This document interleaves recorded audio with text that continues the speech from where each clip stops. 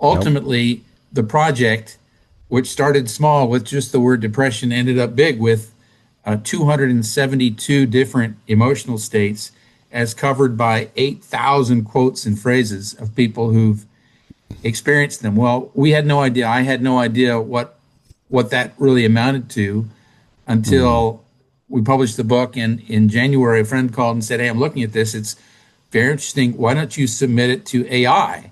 Send this to AI and read what AI has to say." Well, I decided, what the heck, I like the book. So I pressed send, and within minutes, both Claude AI and ChatGPT responded. This is the single most comprehensive consumer-facing book on emotions in the English language. Analyzing life. Considering the answers. Lens of Hopefulness with John Pasadino. With guest Author Doug Johnston. Welcome, Doug, and thanks for joining Lens of Hopefulness. It's so good to have you. John, great to be here. Thank you for having me. It feels like friendly territory. Oh, good. I'm glad. And it feels that way to me, too. I've been going through your book. I'm going to jump right to the book. And there's the book cover, Choosing Emotions, Thinking with Your Head and Acting with Your Heart, which is available on Amazon, everybody. And it's such a fascinating book. It's so different than than many books anybody would ever pick up. I wanted to, I have so many questions about it, and I want to share so much to the audience, of course, too. But first, before we jump into the book, let's tell us a little bit about yourself and how you evolved to put that book together. Thank you. So my background is principally as a finance-based corporate executive in banking and mergers and acquisitions in the private equity world. I became one of several senior people in a company based in LA that we spent a lot of time investigating other companies to buy, which is pretty complicated. So I was pretty familiar with being thrown in the middle of a complex scene as a researcher or due diligence type person, as the term is, and being asked to figure out which end is up. At that point in time, I sort of morphed into being hired by national scope law firms to help, retained by them to help them assess high stakes complex business lawsuits. So I'm no stranger to complexity. As a professional researcher, I started a series of dinners with my then 8th grade daughter. We created a new game. We called it College Bowl, which was where I would, as a researcher, bring to dinner at a restaurant, just the two of us, father and daughter. I would bring a list of 150, 200 questions. They could be questions about anything: geography, history, art, music, science, entertainment, politics. And if she got the answer to the question right, I would slide a $2 bill across the table to her, which became a big success between the two of us, as you know, or perhaps as you would suspect. Knowing what's going on in your 13-year-old daughter's life is not that easy a thing many times. And this was wonderful. It was fun. We laughed a lot. And she earned a good allowance. And in time, she came to ask me, "Dad, when can we play College Bowl again?" Which was terrific. One night in 10th grade, 2 years later, she'd been out of school for a month with an injury followed by surgery. And at that time in a person's life in 10th grade, a month is a lifetime. And she came to dinner with a sad face, and she said, "Dad, my turn to ask questions tonight. What is depression?" Well, John, I faked it. I mean, I faked it. I did not want to answer an emotional question, so I faked it. And I said, "Well, sweetheart, depression is the slowdown in business activity accompanied by a decline in interest rates." I sort of covered that ground. And she looked at me and she shook her head and she said, "No, Dad, not that kind of depression. I mean emotional depression." And I was a deer in headlights. I mean, I said, "Sweetheart, honestly, you're sad. I get that you're experiencing difficulty, but your dad, I'm ashamed. I don't know enough. I need to go spend some time with this." And so away I went, and I spent the next 2 weeks researching depression. And as you know, there are plenty of good books written by expert psychologists, but what I found, John, that was most helpful was quotes from people who had experienced that emotion. And so 2 days into my study, I came across a quote from a 1950s writer by the name of Rollo May. I'm not sure if you're familiar with him or not. Sounds familiar. He was one of the original self-help authors back in the 50s before the term self-help even came into use. So he had his PhD and a bachelor's in divinity, and he was a pretty well-rounded guy. His quote, he was a depression survivor himself. His quote was, "Depression is the inability to construct a future." And that quote really had power with me. It really grabbed me. I mean, I suddenly, it wasn't just somebody who's sad. I could see it through their eyes. A couple of days after that, I came across another quote from J.K. Rowling. I'm sure you know who she is. She's the author of the Harry Potter series. Yep, and there it is on the screen for those who are watching, by the way. I brought it up in the book. She, too, is a depression survivor before she became the world's record-breaking novelist. Her quote about her experience with depression is on the screen: "Depression is that absence of being able to envision you will ever be cheerful again. It's the most unpleasant thing I've ever experienced." Excellent. Well, suddenly I had two quotes, and I thought they were meaningful. They were very helpful. Yeah. And then I kept digging, and I came across another from a freelance writer by the name of Haley Cornell. She's not necessarily famous, but she sure writes well, and I suspect she will be famous. Her quote about depression is, "Depression lies. It tells you you've always felt this way, and you always will, but you haven't, and you won't." Excellent. Well, excellent. Those three quotes really added dimension. They gave me an understanding. It was not, John, what it looks like to suffer depression. It's what it feels like. And yeah. so I'm sitting at my desk surrounded by books and laptops and Barnes & Noble this and articles that, and I thought, it's 10 o'clock in the morning, my daughter is back in school, I'm just going to text them to her. I'm going to text her these three quotes. So there I do, and I press send, and 3 minutes later the response comes back by text. She probably shouldn't have been looking at her cell phone, but she was, and she says, "I'm crying." Well, I'm alarmed, and I text her back, "Why are you crying? These people experienced depression and they all survived it." And her response was, "That's why I'm crying. Thank you, Dad." Well, what a wonderful father-daughter moment. But more important perhaps than that was, and that was plenty special, was we were onto something, that the quotes of people who've experienced an emotion Yes. are often much more helpful than the dry descriptions of scientists and the like. And I don't mean to disparage scientists. I've Sure. been to many psychologists and they're worth their weight in gold, but you get my point. That, Yes, that absolutely. for reaching a 10th grader, what it's like to experience it reached her. And so we were on to this. So we moved from depression to anxiety to codependence to a variety of different emotions. And then once we sort of got the hang of it, we expanded to happy emotions. And not everything Yeah. is so sad. I mean, it could be excitement, enthusiasm, charisma is an interesting emotional state, karma is an interesting emotional state, Yes. all of which were expressed by people who had experienced them. And it's never been done before. So Nope. ultimately, the project, which started small with just the word depression, ended up big with 272 different emotional states as covered by 8,000 quotes and phrases of people who've experienced them. Well, we had no idea. I had no idea what that really amounted to until we published the book. And in January, a friend called and said, "Hey, I'm looking at this. It's very interesting. Why don't you submit it to AI?" And my response was, John, a little defensive. Why would I do that? The book's finished. I can't change it.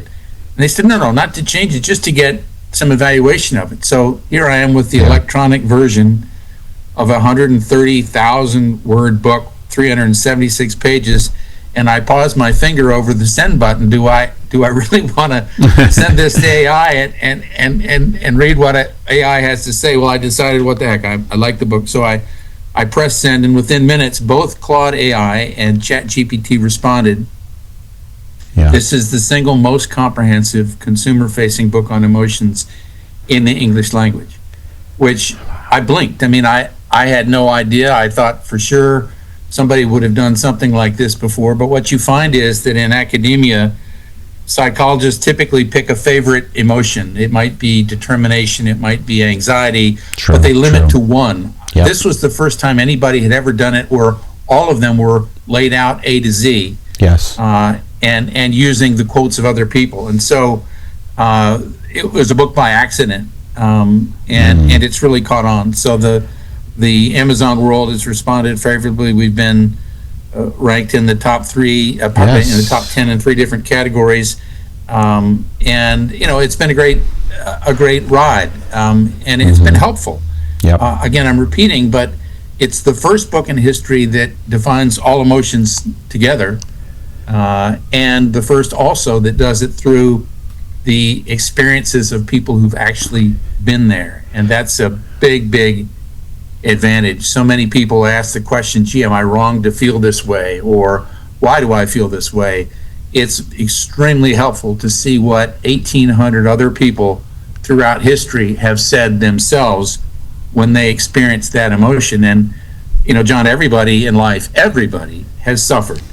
What a relief to read what other people have said when they experienced suffering, for example, or joy, or wisdom, or wonder, or enthusiasm. I mean, these aren't negative words always. They're half and half. They're some positive, some negative. But if you're a content creator looking for, a great insight into curiosity, for example, or empathy, or flirtation, I mean, there's some wonderful emotions out there that when you read what other people have experienced, you go, my gosh, yes, of course. Yes. So it can be helpful. I completely agree. And by the way, I'm going to bring the book up again for the YouTubers that are watching. It's Choosing Emotions. So it's on Amazon.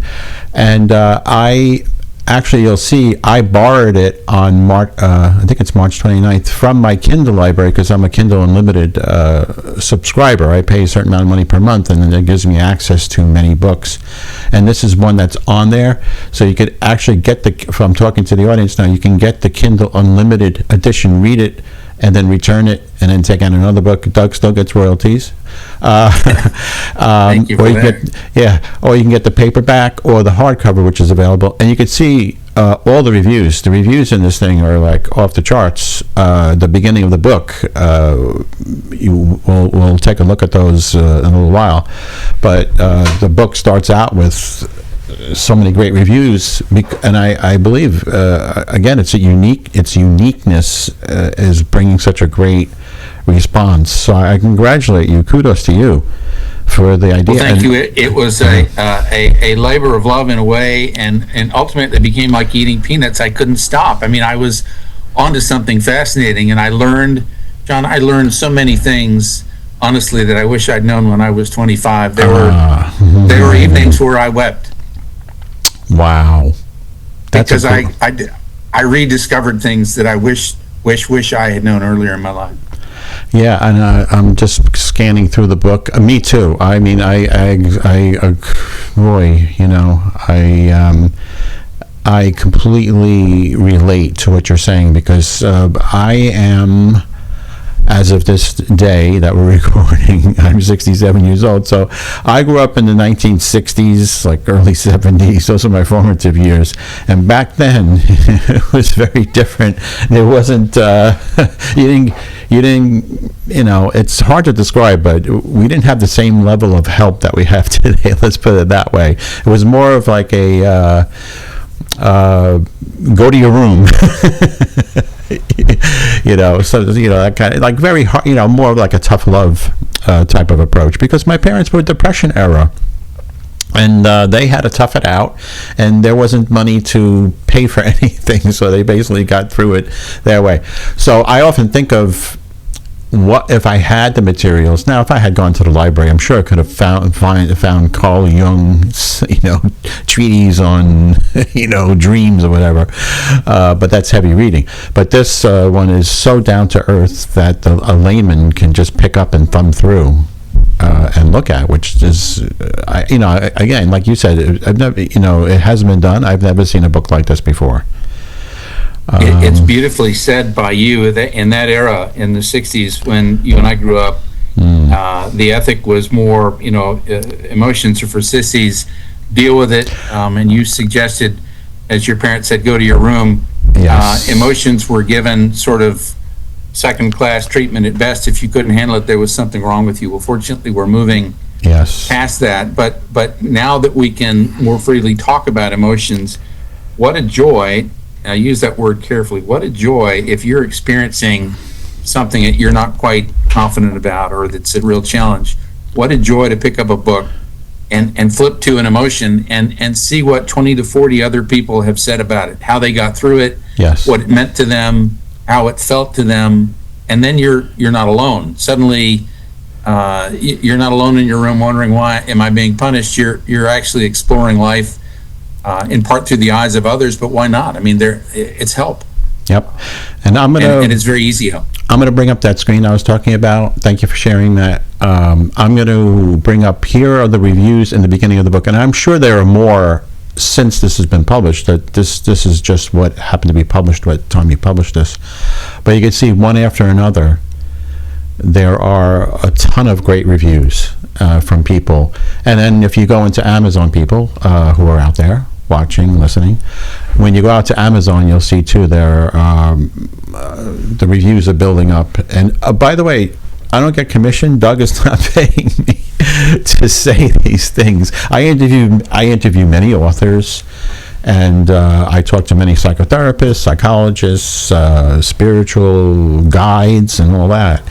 And I could tell you now that I get lost many times, no offense to any of them, but sometimes I get lost in, like, wait a minute, what dimension are we talking about? The fifth dimension, and what tarot cards and whatever. And it's so refreshing to just go into a book and go, oh. And when you ask AI something, you can today, but you get this big spiel, you get this big long thing. It's like, just get to the point. And this one, let's pick one out. I want to pick out, we did depression. Let's pick out another one. Before you go there, just one quick note. I have huge respect for psychologists. I'm going to repeat what I said a moment ago. A good psychologist is worth their weight in gold. Yes. I have had enormous help with psychologists. Having said that, the book goes way beyond psychology. It covers all disciplines, all cultures, all faiths, all genders. Right.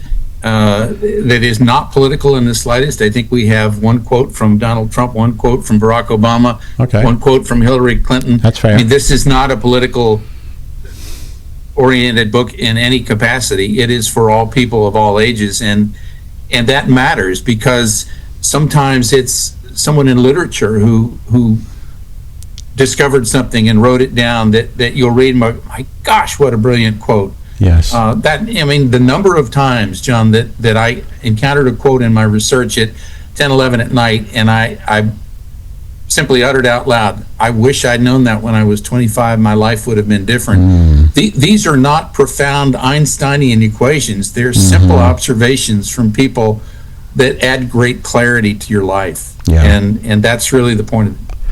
Yeah, that's a great point, and I concur with you on so many experts in the field, but again, it's the openness of the book and the fact that I was just talking to somebody about this the other day, about how spiritually connected we all are, but we all use different semantics, and we call our gods different names, but at the end of the day, there's a common thread between us all when it comes to faith and all that. And it gets discouraging sometimes when we see, even in our country, you're from the U.S., correct? Texas, born and raised, yes. Most of my life in California, though. Okay, so we know that, and I'm a New Yorker, so you're in a red state and I'm in a blue state. So we know how divided we can become over semantics and ideologies and all that. But at the end of the day, we're really the same and all want pretty much the same thing. Singing Kumbaya over here. And again, that's why I like the openness of the book. Let's pick out, for fun, a word. I'll do a search on it, and we'll bring up and we'll use it as another example. We used depression already. Let's see. Are there anything in the Z's? Did you hit Z's? There's Zeal, yes. Zeal. Okay, let's pick Zeal for the heck of it. Now, Doug didn't know I was going to do this. This is not a surprise quiz. Zeal. Okay, I'm going to read the definition, and it's on the screen for you YouTubers. but having conviction, energy, and enthusiasm in pursuit of a goal or belief. Popular or heart-based usage, climbing into the arena, grabbing the bull by the horns. I like that. And now we get into the proverb. A proverb, the newest convert is often the greatest zealot. So zeal comes from zealot. We have Will Rogers, and here we go right down. We go from Will Rogers down to Teddy Roosevelt. My hat's in the ring. The fight is on, and I'm stripped to the buff. So these are all examples that relate to zeal, and it goes on from there. Let me get this out of the way. Alan Cohen, Gautama Buddha, through zeal, knowledge is gotten. Through lack of zeal, knowledge is lost. And we'll end with Charles Buxton. Experience shows that success is due less to ability than to zeal.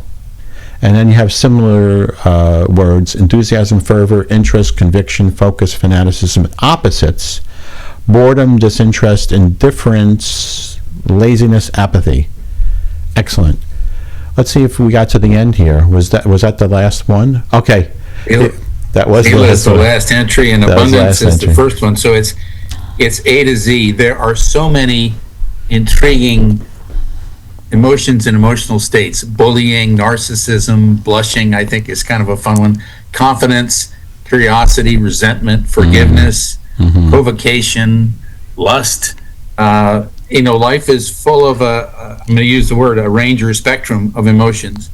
Probably from death at the bottom up to euphoria at the top. Yeah. And we cover them all. Sure, go ahead. Yeah, so I was going to say, what have you learned by doing this project? What would you say? What are say your top 3 changes? Did the project change you in any way? What a terrific question. The most moving, and I'm using that word carefully, the most moving experience of the book for me was, it happened a lot, but number one was probably the night at about 11 o'clock with my little dog curled by my feet, where I decided to research the term ego. And the background of ego in my life was that my mom was an extremely successful person in a number of different arenas. She was a good athlete. She was a writer. She was a painter. She was a good communicator, had lots of friends, and I admired her a ton. One day when I was around 10 years old, I turned to her in just sort of admiration. I said, "Mama, how do you do it all? How do you do all these things and do them reasonably well?" And she looks at me and points at me in motherly advice, and she says, "It takes a big ego to succeed in life." Well, John, my mother said it, and I admired her and loved her. Of course, she was my mom, and I thought, well, if she said it, it must be true. So I adopted that as a belief that it takes a big ego. Well, unfortunately for the people around me, I carried that with me through my corporate career, and while I was quite successful, I was pretty autocratic. Ego is, among other things, you're looking at the ego page, it's projecting a false front. It's projecting a false face, something that really isn't yourself. And so that night, as I was digging into ego, I came across a quote from Carl Jung. You have it there on the screen. Yes. Carl Jung is the founder of analytical psychology, and he's a world-class intellect, and he writes very cleanly and clearly. His quote: "The first half of life is devoted to forming a healthy ego. The second half is in going inward and letting go of it." Wow. I haven't heard that. That's great. Well, I probably read that 10 times, and then I honestly, sincerely started to cry. I put my head in my hands, and I thought, boy, do I have a lot of explaining and apologizing to do to people, because they had to tolerate my, frankly, stupid ego. Well, fortunately, not too long after I read his passage, I read one from Eckhart Tolle. I'm sure you know who he is, who's the writer who's reached over 100 million people. Yep. The moment his quote, you've got it on the screen, "The moment you become aware of the ego in you, it is strictly speaking no longer the ego, but just an old conditioned mind pattern. Ego implies unawareness. Awareness and ego cannot coexist." And by that, he means that once you spot that you've been doing it, you can't really fake yourself anymore. You realize it's just not a good thing. Yeah. Yep. And he, I study Tolle too in his books. And sorry to interrupt. And he speaks about ego all the time and how there's been such insanity in the world. 100 million, he'll say 100 million, he said it, 100 million people. We just celebrated Memorial Day, or we observed Memorial Day yesterday. 100 million people killed in the 20th century alone over wars. Talk about ego. Oh, wow. It just goes on and on. Yeah, he and Eckhart Tolle had pointed that out. And, he's been a proponent of this philosophy that is described in, which, again, let's get back to the book a second. Ego is thrown around, the word is thrown around so often. You have a big ego. Oh, that's just his ego talking. It's become like a definition unto itself. Like it's become like an urban phrase, like, oh, big ego. But here we have the definitions, getting back to the point of the book, the definitions of ego with many quotes that describe it. And the similes, I'll call them, and the opposites. I see Eckhart Tolle appears a couple of times. And Gandhi. I want to read Gandhi's real quick. Many could forego heavy meals, a full wardrobe, a fine house, etc. It is the ego they cannot forego. Okay, that's pretty simple and to the point. It's easy to let go of all those things, but not the ego. And why is that? Well, let's read the definitions from these people and the quotes, and that's how we can learn. I think that's the point of the book. You could actually the last quote there from Nikki Sixx summarized it. Your ego is not your amigo. I mean, what a simple, clean way to express it. There it is, Nikki Sixx, the last entry there. Yep. So these are common sense, plain spoken observations from people. You're not going to read quotes or 5-letter acronyms. This is just the way people experience their lives and the lessons they've learned. Yeah. The moment I read "The ego is not your amigo," I never will forget it. I mean, Yes. My goodness, how simple. And I'm looking at now. I am on Substack, and I am on Medium.com, and I am on Instagram, and I'm on all these things primarily to promote this podcast and books that I write. I write fiction, some nonfiction, all that. So I go out there and I see streams of just people putting quotes on a meme. They just float by. And sometimes people it looks like they're looking to teach a lesson from a meme. And I'm like, wait a second. When they say something like, I told my relationship advice, and they put a quote from somebody. There's no context. It's just the quote, and you just sit there going, I don't know about that, because how do I apply it to my own how do I apply that template to me? Very difficult to do that. Everybody's so different. So I like the fact that you're coming from, again, all different cultures and periods of history. And what's the range of historical quotes? It's a little over 2,500 years. So, and maybe even longer if you consider Confucius. But the bulk of the book is 2,500 years, going back to Buddha and Plato and the like. Nice. So it's got really good range, and as you mentioned, for any emotion, you can get 20 to 40 quotes, and you can decide which of those apply to your life and which don't. Yes. We're not teaching here. It's you get to learn, you get to absorb, you get to go, oh gosh, I never thought of it that way. Yeah, it's something I'll consider. And suddenly your life begins to change because you see what people before you have left for you as sort of pearls of wisdom for you to reflect on at your own pace. I love it. I also want to now talk about the appendices. I'm going to bring one up. Let's talk about Appendix A, Selected Masters of Emotion. Tell us about this appendix and what we could find in it, in the book. Thank you for the question. I love it. It occurred to me as I was writing the book, certain people kept surfacing. Yes. I would want to investigate this emotion or that emotion, and certain people kept surfacing as people who had an extraordinary understanding of the human condition. At the top of that page, Miguel de Cervantes, not that well known in America, but he lived at the exact same time as William Shakespeare. They died within a day of each other. There's no evidence that they even knew each other existed, but each of them were masters of emotion. If you look back at their works, Yes. Cervantes, who wrote Man of Don Quixote, Man of La Mancha, Yep.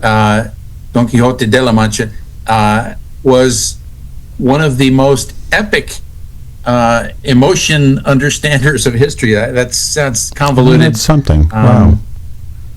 You may remember some of the rappers saying songs, Ain't Seen Nothing Yet. They started with him. Literally, he wrote, Thou hast seen nothing yet. It started with him. It started with Miguel de Cervantes, and at the same time, 300 miles or 500 miles north across the English Channel was William Shakespeare, who was the father of not only modern literature, but he was also the father of the emotional quote. The quotes that we use every day in modern English, good riddance, green-eyed envy, star-crossed lovers, those were all innovations and introductions of William Shakespeare. So those two, among roughly 30 of the so-called masters of emotions, stand out as exceptionally gifted in explaining complex topics in a few words. Good riddance. Imagine that 400 years later, everybody in America has used that term. Yes. And it started with William Shakespeare. Absolutely unbelievable. Let's go to another appendix, and that's I had started highlighting, by the way, when I was reviewing the book. You can see some highlights. Sausage making, you call it. What's this index about? Sausage making is sort of the academic underpinnings of the book. It's my having researched all of these emotions over 9 years, 8,000 quotes, 1,800 contributors, 272 different emotions, and then it's synthesizing all that into a dozen pages or so of what it all meant, how it landed, what I think were the upshots of it. The first person to ask the question, at least formally, in literature was a Harvard-trained physician who's known as the father of American psychology. His name is William James. He was the first quote-unquote American psychologist in the late 1800s.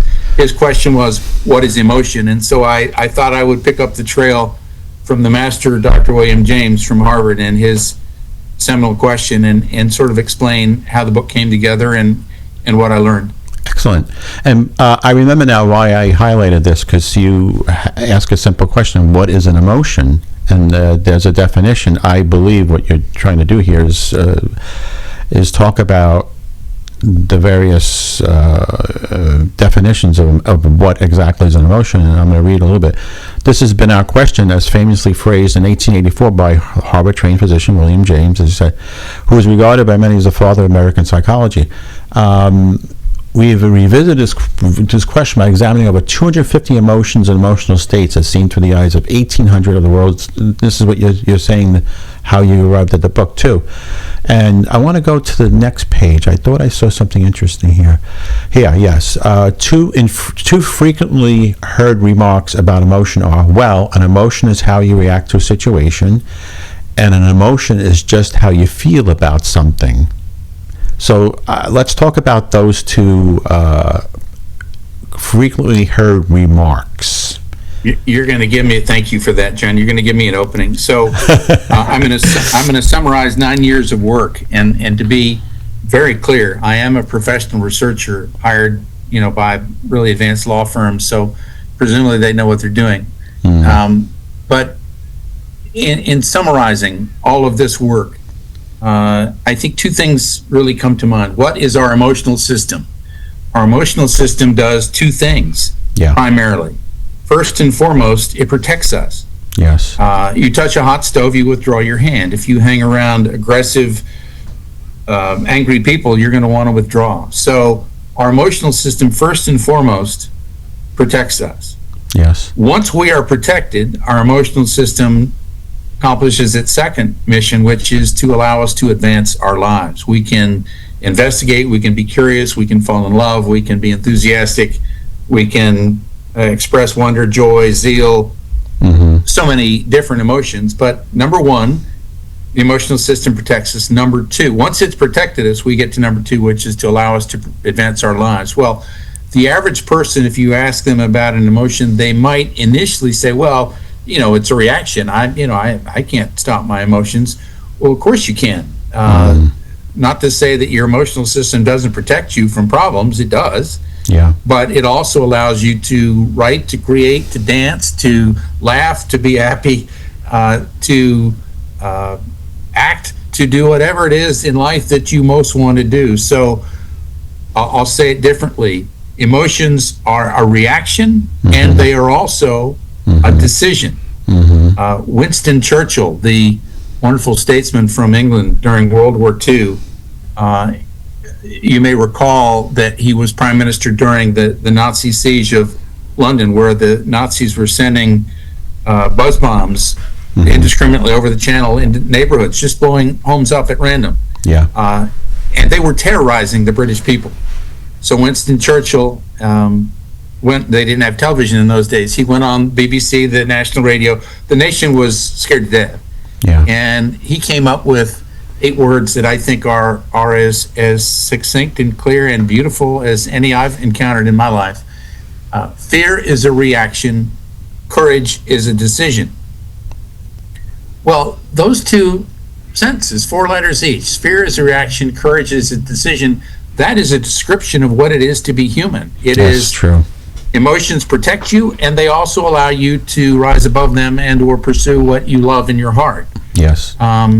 Winston Churchill also went on to become a Nobel Prize winner in literature, so I'm not the first to notice how well he wrote. But what a beautiful synopsis. We can react and be victims, of course, or we can decide and be victors, which is equally true, but often not quite so clearly expressed.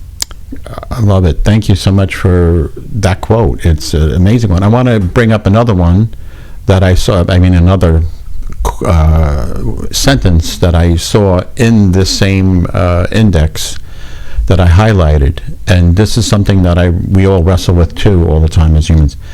And I'll read the whole sentence here. But from childhood, let me highlight the whole thing here. For people that are on YouTube, you will see that I have a quote up from the index. But from, these are Doug's words, but from childhood we learn that there are subtle differences between these two domains of experience, and we may navigate conflicting signals. This is the meat here. Use your head and alternately follow your heart. And I was like, boom. Right? It's just, that is so... It's so important. And thank you, John, Yes. for highlighting that. Yeah. As you'll recall, and as your viewers might see, the stylized depictions of the head and the heart, the brain and the heart, are covered on the cover of the book because it's so important. So use your head and follow your heart. How many different times in my life have we heard that and go, you kind of scratch your head and you go, well, yeah, but I'm not so sure. Well, here's what you can be confident in, that leaving aside biophysics and the examination of different functions of body parts, such as your vagus nerve, the largest nerve in your system that goes from the base of your spine up to your head, or your heart, so to speak, or your gut, so to speak, or your basal ganglia or your amygdala and the other brain functions in the hemispheres of your brain. It's widely agreed and understood by scientists and artists and dramatists alike that our emotions are the province of two worlds: the domain of our head, and the domain of our heart. And science knows for sure that the brain and the heart communicate constantly. There are neurons in your brain, we all know that, but less well known is that there are neurons in your heart. There are even neurons in your gut. And these organs are communicating. They're actually thinking back and forth. So one of the things that I wanted to emphasize in the book was to take another look at this issue of what's the domain of the head and what's the domain of the heart. And I want to highlight a few aspects of that. Pardon me for noting the page. It's page 323 in the book. Okay. So these are generally conceded by both artists and dramatists and scientists and writers of literature. I'm going to give you a comparison of what the head is the domain of versus what the heart is the domain of. So we can say that the head is generally the domain of facts, thoughts, and knowledge, while the heart is the domain of love, emotions, and feelings. Right. The head is in charge of the body, the heart is in charge of the soul. If you were to pick up the Oxford Dictionary of English Language, which is arguably number one in the world, it would say that the heart is the seat of the soul. That's Oxford. I mean, that's not sort of the opinion of a guy on a corner. That's Oxford, right? Yeah. So back to the differences between the head and the heart. The head is the domain of science. The heart is the domain of conscience. What a beautiful thought. Yes. The head is the heart, the domain of intellect. The heart is the domain of intuition. Moving down the page, the head is in charge of belief. The heart is in charge of faith. And beautifully, Shakespeare would love this. The head is in charge of words. The heart is in charge of poetry. Well, if you keep in mind that the head and the heart need to work in coherence. For us to be happy, we're happiest when our head and our heart are in alignment. Yes. That's a really helpful way of addressing your life. If you're posed with a problem or challenged by a problem, a simple question is, my head and my heart, are we on the same page here? Or is my head get ahead of me? Did my heart get ahead of me? Coherence, emotional intelligence is a term I'm sure you've heard many times. It's a function of coherence between understanding that your head and your heart each have slightly different domains, but they need to work better together for us to be happy. Yeah, and I found that section in the book, by the way. The numbering's a little different in the e-version than in the hardcover because of the way it's laid out, and also my format because I'm looking at it on a different device. But oops, I had it, but I think I just lost it. But anyway, that diagram is there. Yeah, I just did lose my place, but that's okay. I also want to go to the next appendix, and that is suggested primary and expanded sub-definitions of emotion, and let's talk about that one. Thank you. So in the course of my defining all these words, I thought, well, gosh, certainly Sigmund Freud, the great founder of psychiatry effectively, and Carl Jung and others would have spelled out their definitions, and I found that they really did not, which surprised me. And I suspect that the reason they did not is that it's darned hard.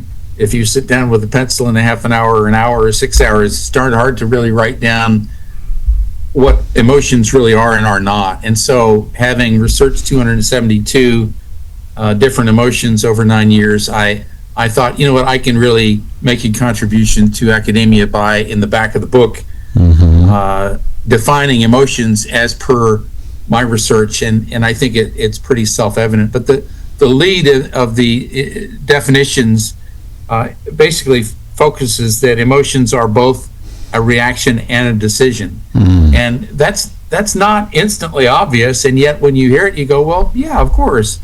And yet, it's been difficult for academia, John, to put its head around this, because what happens in academia is you may have a physicist in one group, and you may have a cardiologist in another group, and you may have a neuroscientist in another, and on down the list. And within academia, they all have this wide professional respect for each other. I'm in essence saying I'm not going to opine on something that might offend you, and so the work wasn't done.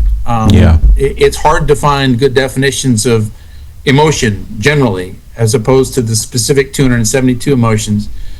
And so that's what I did. And I also added sub-definitions of emotions as defined within biophysics and other fields of pursuit. But I think it's helpful, and it's fairly innovative. I mean, I think it will stand the test of any sort of criticism, but that's been sort of my contribution at the end of the book. Fantastic. Moving right along, I want to jump over to your reference section. I think you talked about it a little bit, but you see here, everybody, if you're on YouTube, And if you get the book, you'll see the reference section.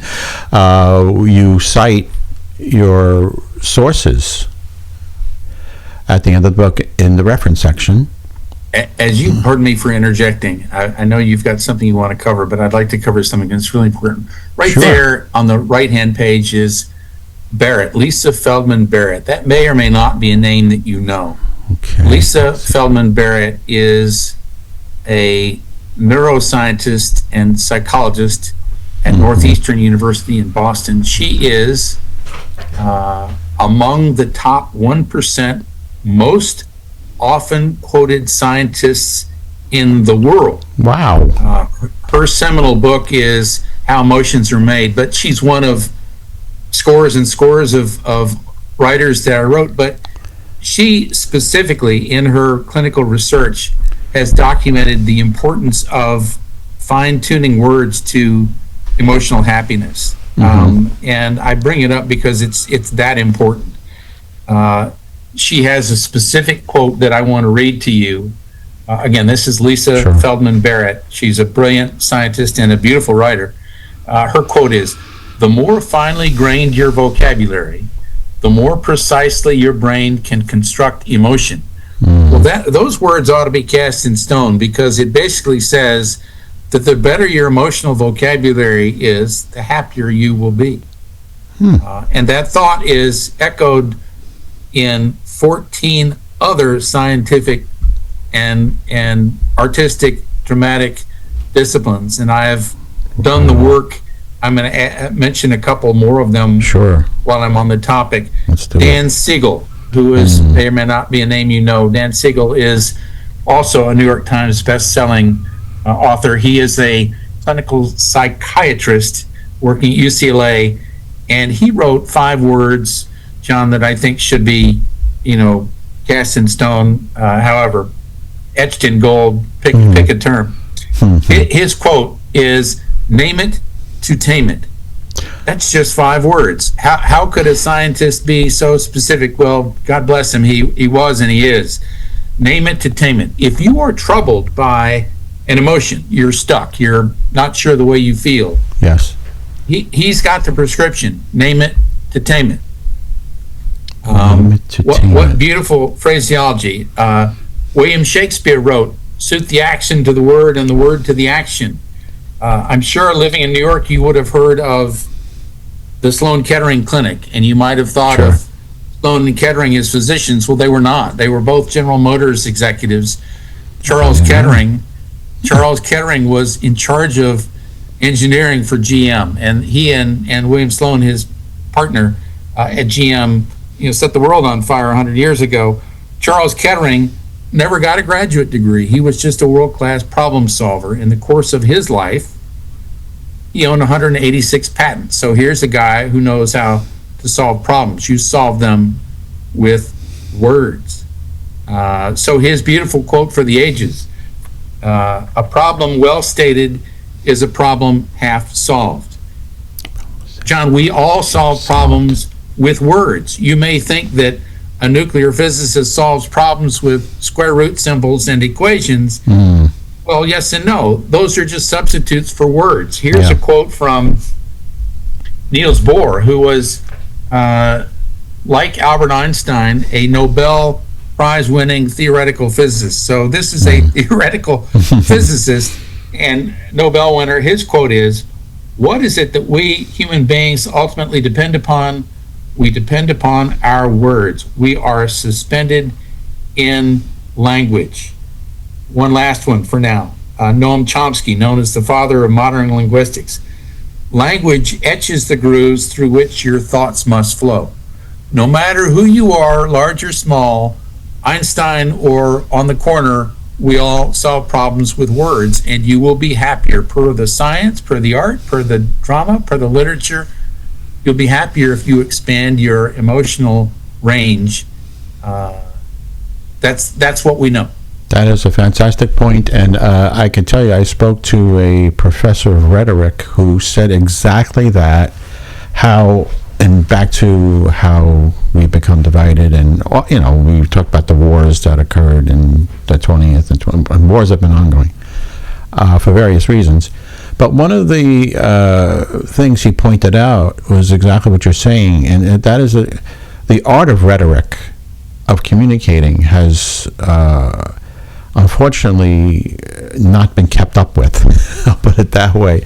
At one time, he was saying, even thousands of years ago, you either had to know how to express yourself well in writing, or you had to know how to fight. Because you had to communicate, and if you couldn't communicate, you were pretty much toast. So you better be a big, strong guy with a big sword that was sharp. And that was one of the points he made. I love that. There is, going back a couple of thousand years, was Cicero, the famous Roman orator, who was one of the great rhetoricians, to use your word, of history. Clearly, his writings reflect the importance of words. Yeah. Aristotle, Plato, express the importance of defining things. If you are stuck in an emotion that you're not quite sure of, you may say, well, gee, why do I feel this way? Why am I on edge? Yes. Right? I'm gonna give you an example of how valuable a book like mine has proven to be. So I'm not a psychologist, but we'll pretend for a moment that this is a psychologist's office. And you call me in and you say, well, gee, Doug, I'll pretend that you're the psychologist, I'm the patient. Yeah. And you say, as a good psychologist would, effectively, Doug, what's the problem? Right? Well, suppose it's the first time I've ever been in your office. I'm embarrassed to be there. I'm embarrassed, perhaps, that I have something I can't quite handle myself. Yeah. And so I say, well, John, I'm struggling for words. I'm anxious. That's it. I'm anxious all the time. That's my problem. I have anxiety. And here I am, I'm acting like I'm anxious. And so you as a psychologist think, well, thank you. Now I understand, you suffer from anxiety. But what if my real problem isn't anxiety? What if my real problem is addiction? Yeah. I'm embarrassed to tell you. I don't want you to know. Yes. You're going to have to dig it out of me, right? Well, that's a completely different clinical path for you, the psychologist, to deal with addiction. And it might be addiction to bubblegum. I'm not saying it's addiction to drugs. It could be anything. It could be addiction to sports. Addiction is a prescribed clinical pathway, right? Yeah. But how helpful for me to have a book like this, where I can go down and see what 25 other people have said and go, that one right there, that's the way I feel. Absolutely. Suddenly that gets the dialogue on the right track between both the therapist and the patient. Yep. And that's not really been done before. I completely agree. And as a person that's been in and out of psychotherapy, it is so important, because you end up on the wrong path. And even in dealing with a medical doctor today, you have a few minutes to get to say exactly what you're feeling and when it started. Is it a dull pain? Is it this type of pain? And if that's not communicated properly, you're with the wrong medication, or you're going down the wrong path immediately. Because it isn't like the old days when we were young. We had a doctor with a black bag come to the house and spend time with us. Today, it's like you got 5 minutes. So you better be clear. I even tell my wife sometimes, rehearse what you're going to say. Write it down and rehearse what you're going to say to the doctor. I do. I make notes and I go, okay, this is the story, and this is when it started, and this is what I'm feeling, and this is how long it's been going on. Because if you don't communicate that, it can be literally life or death. And it's helpful to both you and the therapist to get on the same page and not go down a fruitless path. Well, words are the answer, and having words at your fingertips is important. One of the three fundamental things that I discovered, John, in the book, that the average person misunderstands about emotion, I want to cover that because I think it's important. So there's no such thing as an average person. We're all unique. We each have special gifts, but collectively we can talk about averages. All right. The average American, the average person in the world, has three fundamental misunderstandings about emotion. First and foremost, if you were to be at your laptop and you Googled, entered the search bar, how many emotions does the average American believe exist, you would get a couple of answers. You would get either between 8 and 28. Yes, exactly. Or you would get 6. Yep, I agree. Well, but I've documented in the low hundreds, And what I've documented, these aren't high-tech words. These are, silence, provocation, flirtation, bullying, joy, zeal, curiosity. These are everyday emotions.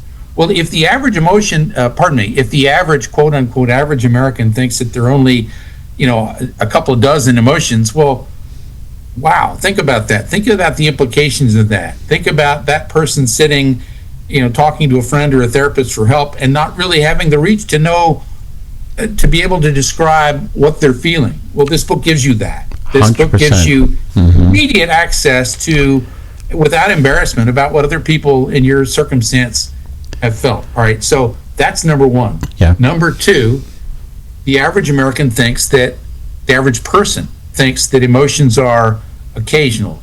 Last Tuesday, I was angry. Thursday afternoon, my boss was annoyed with me. Friday and Saturday morning, my son was really excited because he was going to go to the NBA playoff game, right? We tend to think of emotions as very sporadic and occasional. The truth is, we are always, Yes. 24/7, even while we're asleep, morphing from one emotion to the next. What do I mean by that? Let's say it's a Saturday afternoon, John. You're sitting alone at home. You're sort of lonely. You're sort of bored, and you think, well, I'll see what's on the TV. So you've morphed to curiosity. You press the button.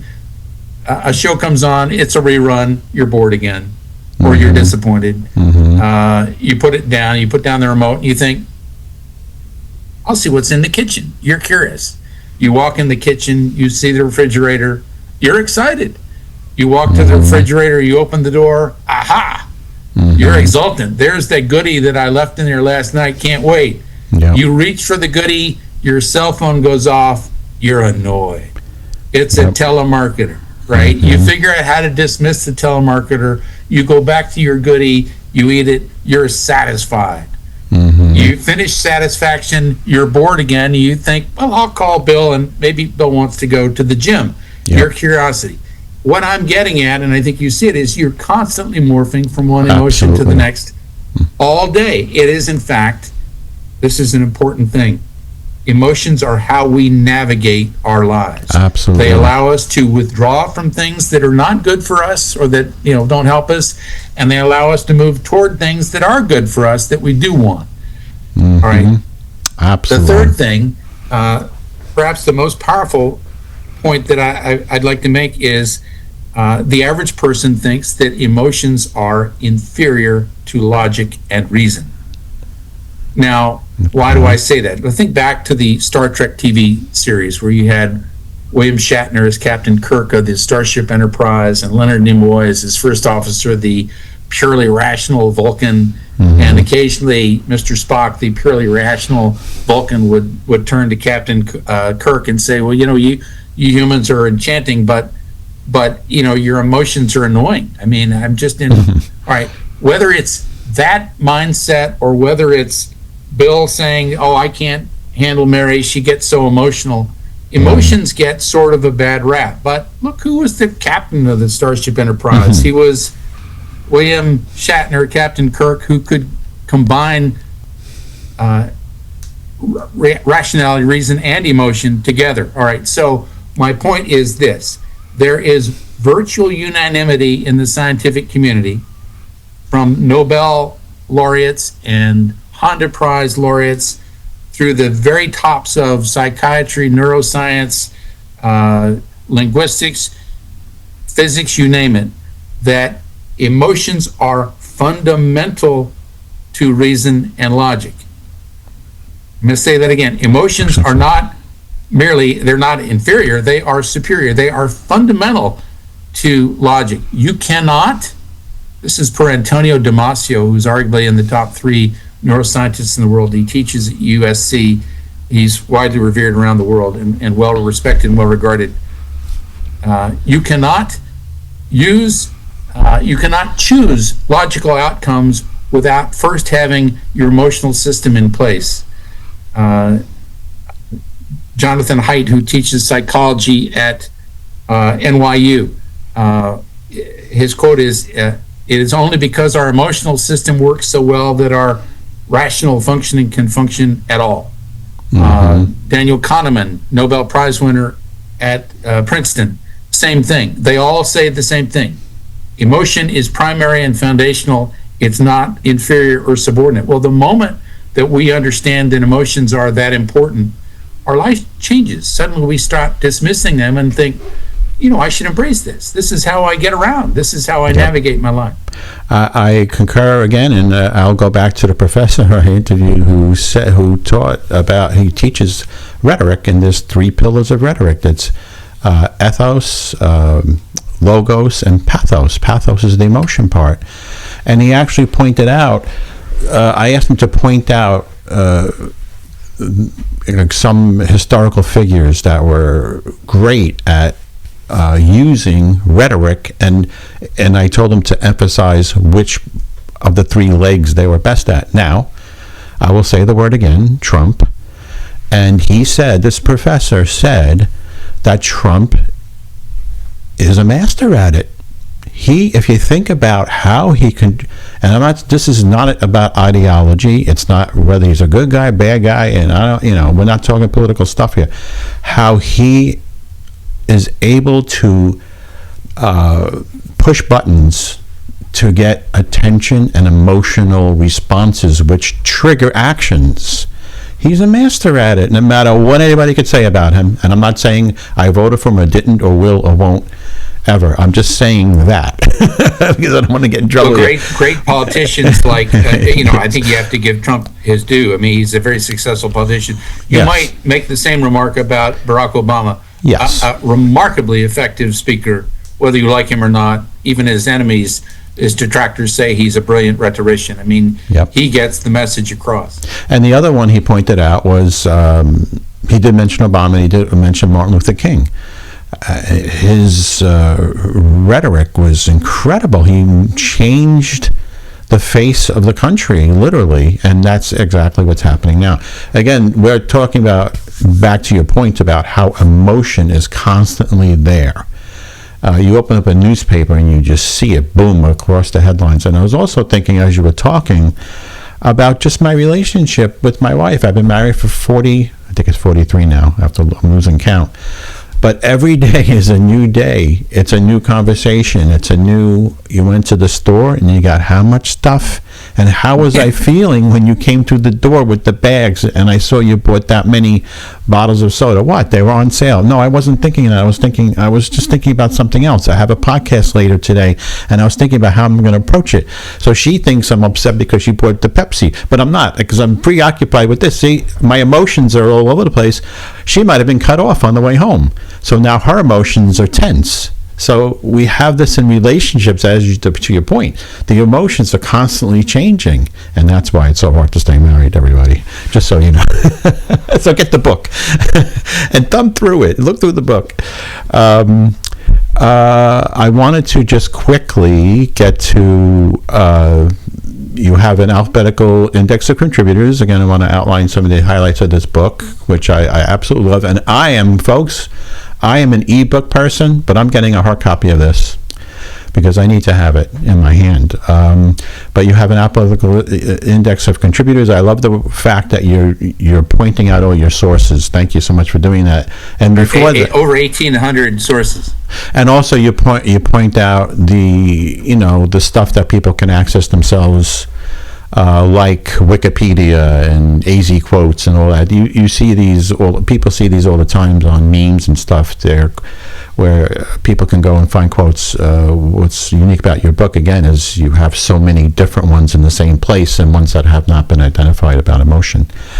I think we covered the book fairly well, and we covered many great points. You also have an alphabetical index of emotion. I'll point out real quick. You have the alphabetical index there, so people could look through that. So this is a great reference book once again. Those are all the emotions. Oh, by the way, YouTubers, those who are listening, I have a copy of the book up on the screen right now. And we're looking at a list of all the emotions in alphabetical order. And finally, I think we got everything except the about the author, which I'm talking to here, and that's Doug Johnston, who's done such a fabulous job with the book. And you wouldn't think that he was a former corporate executive and world champion sailor, you would think he is some form of psychologist or clinical psychologist who studied emotions because of the way you're able to talk about it. And that's proof positive that this is a great book. So I'm very, very happy with it in our conversation. I really appreciate you joining. And what's next up for you? Are you revising? Are you thinking about expanding? Thank you. I'm working on another book right now that is not a so-called emotionary like this one is, A to Z. It is different aspects of relating to the voice in your head and making friends with emotion. Oftentimes people are afraid of their emotions. You don't need to be. They are your tools. And I sort of highlight that process. So I'm having fun with that. Thanks. Great. I'm looking forward to that. I just, an idea popped in my head. We could think about it for the future. Is someday, because I interview so many people, psychotherapists, psychologists, I think it'd be interesting to have you and somebody, not for a debate, but just to get like a different view and talk about this book and how they view the definitions. Maybe even one of the people in the book that we can bring on with us and have like a little panel discussion. It'd be very interesting to do that. I put you on the spot on that, by the way. We could talk. No, I'd love to do that. I'd be thrilled. Thank you for the idea. Yeah, and I'll go through the list of your resources. It would be fascinating to get somebody to weigh in from their perspective and how they felt about you using their quote. I think that would be very cool. And again, for another person who can say, as a psychotherapist, this is how I see the value of this. Doug has said it. John has said it. Now let's see what a professional person says. It'll be very interesting. That'd be excellent. Count me in. I'd love to do that. Good. I'm glad you said that. Thank you. And that is it for Lens of... Okay, now we're going to do the plug for the show. So this has been Lens of Hopefulness with my guest, Doug Johnston, and who has written this book, Choosing Emotions, Thinking with, which I'm having up on the screen now, Thinking with Your Head and Acting with Your Heart, D. Earl Johnston. And the book is available on Amazon, so you can get out there and grab it. Hard copy, ebook, and or if you're on Amazon Kindle, you can grab it that way. This podcast, you could be watching it right now on YouTube. It's also on Spotify, Apple, Amazon Audible. I think that's all of them. It's all the main ones. Spotify. Did I say Spotify? Doug and I are also on Podmatch. If you're interested, if you're a podcaster interested in booking Doug, he's out there. If you're interested in being a guest on my show, I am out there. So you can find us out there. I'm also on Substack. And this interview, when it's released, I will have a summary article with it that you could read on Substack as well, and medium.com. So please spread the word about Lens of Hopefulness and about Doug's book. And Doug, once again, thank you so much for joining. Thrilled to be on your show. Thank you for every moment of it. I loved your questions. I love being here. Thanks, John. Thank you, Doug. This has been Lens of Hopefulness with John Pasadena. Streaming on all platforms. Spread the word.